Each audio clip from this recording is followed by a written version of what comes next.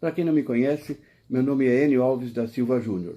Eu sou biomédico microbiologista e especializado em microbiologia oral, microbiologia médica e me pós-graduei em microbiologia de alimentos e com microbiologia ambiental aplicada a serviços de alimentação.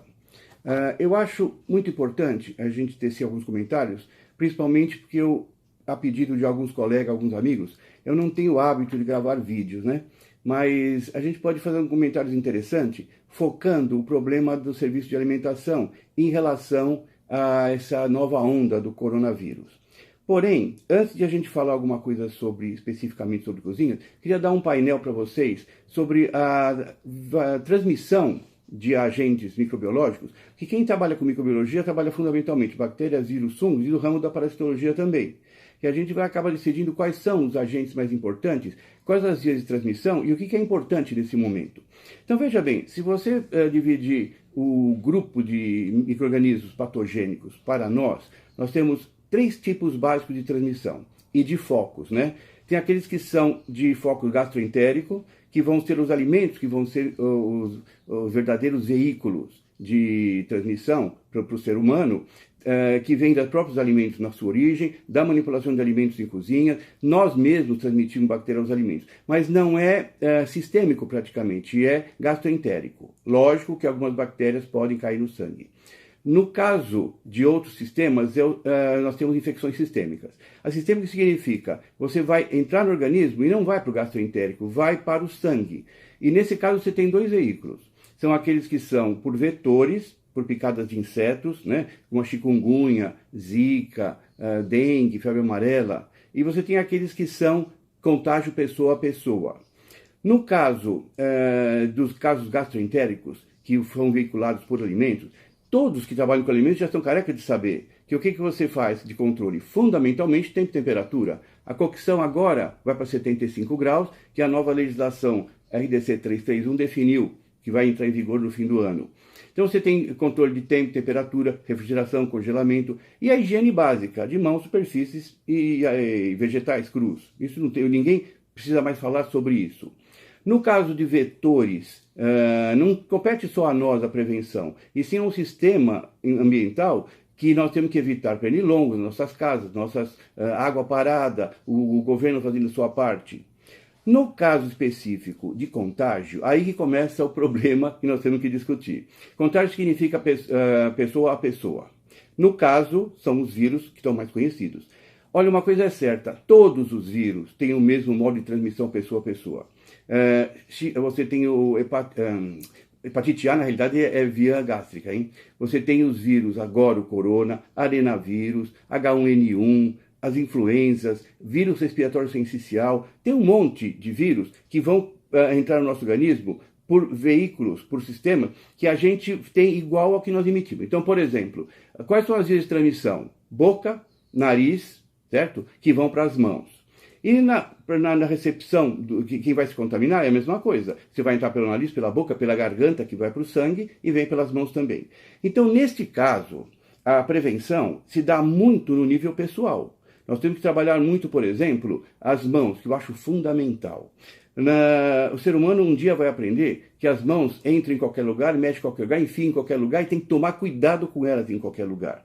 As mãos, na realidade, elas são a expressão do nosso corpo e daquilo que sai e daquilo que vai entrar, correto? Então, uma boa higiene de mãos. Vamos fazer aqui alguns conceitos que estão acontecendo.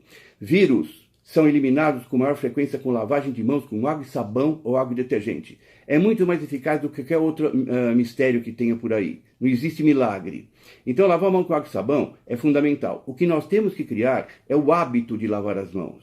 Quanto mais você lava as mãos, e lava as mãos em sistemas, por exemplo, específicos, mexendo numa coisa contaminada, peguei numa pessoa que pode estar contaminado, numa superfície, lave as mãos.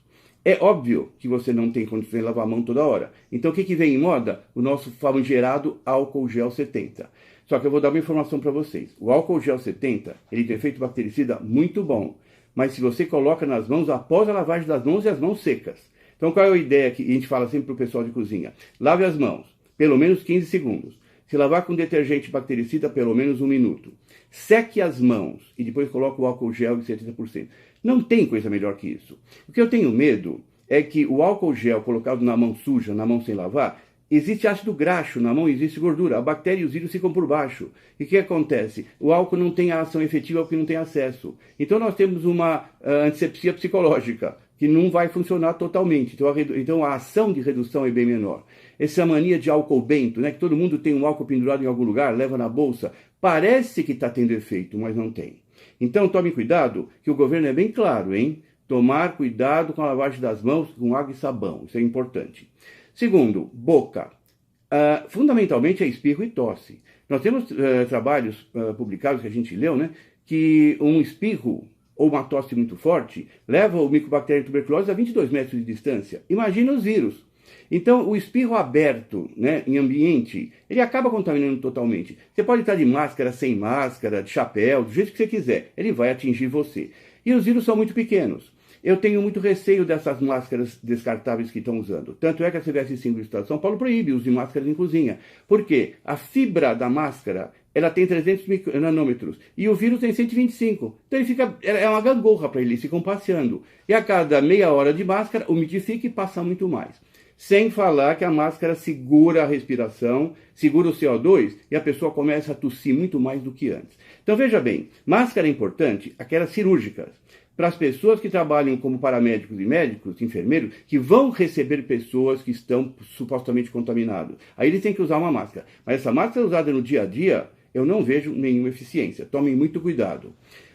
Tudo isso é válido, mas precisa ser pensado em como vai ser usado e do jeito que nós vamos fazer, certo? Se você trabalhar, por exemplo, as mãos, você quer uma coisa que é perigosa? Tabaco, fumo. Por que o governo não proíbe fumar nessas épocas de crise, já que estão proibindo tudo? O fumo é onde a pessoa leva a mão constantemente toda hora à boca. E o fumo no pulmão faz tossir mais e faz piorar mais ainda. Que tal, né, parar de fumar por 15 dias, toda a população? Seria excelente, concorda? Quando você trabalha, por exemplo, nas nossas cozinhas, eu não vejo nenhum mistério, não se preocupem com alimento em cozinha. O que tem que preocupar é aquilo que as pessoas vão tocar e outros também vão tocar em termos de distribuição de alimentos. Eu acho uma medida correta, por enquanto, não ter o self-service. Por quê? Você tem lá uma concha de madeira e um pegador. Uma pessoa vai pegar, ele pode estar contaminado, e uma outra vai pegar também. Então, existe realmente uma disseminação. Então, tem que tomar muito cuidado, porque isso pode ser uma faca de dois gumes. Ao pegar esses utensílios que vão para o self-service e ir para dentro da cozinha, uma pessoa em especial devia pôr luva e lavar isso daí e desinfetar. E a desinfecção deve ser feita com cloro, hein? Uma colher de sopa de água sanitária por litro, deixar lá 15 minutos imersos, aí esses vírus são eliminados. E água e sabão também. Eu não vejo muita dificuldade em trabalhar com esses vírus. Pensem bem numa coisa. Eu tive olhado na gravidade desse coronavírus. 80% de quem pega o coronavírus não acontece nada, é uma gripe comum. Dos outros 20%, 1,5% leva a óbito. E há problema pulmonar nos outros 15%. Mas veja bem, esse óbito existe nas outras viroses e com muito mais intensidade. E quem que é mais sujeito a esses vírus? Crianças você viu que não tem tanto, mas adultos, idosos que têm imunodepressão, doenças crônicas, cancerosos, aqueles que estão susceptíveis a um agravamento, qualquer vírus, qualquer bactéria pode levar a gente à morte. Antes do corona mesmo eu ouvi gente morrer com pneumonia aguda por causa de outros vírus. Então veja, eu tenho muito receio em achar que o coronavírus é o grande vilão da nossa época. Realmente vem para mudar alguma coisa conosco, correto? Todos os modos de correção e melhoria de vida vai levar a 3 problemas. Tomem cuidado, hein, com o medo, o pânico e a ignorância. Lembre-se que o medo leva ao pânico as pessoas ignorantes, que é onde as entidades manipulam e vendem produtos e fazem o que querem com aqueles que não sabem pensar. No mundo inteiro, nós temos um monte de gente que não tem o menor princípio de higiene. E não é de repente, de um dia para o outro, que a pessoa vai sair por aí lavando a mão e melhorando tudo. Então eu acho que tem que tomar muito cuidado com aquilo que vocês ouvem. Outro detalhe que me preocupa é a mídia. Vi uma frase muito interessante, viu? A mídia enganosa é garoto propaganda das trevas.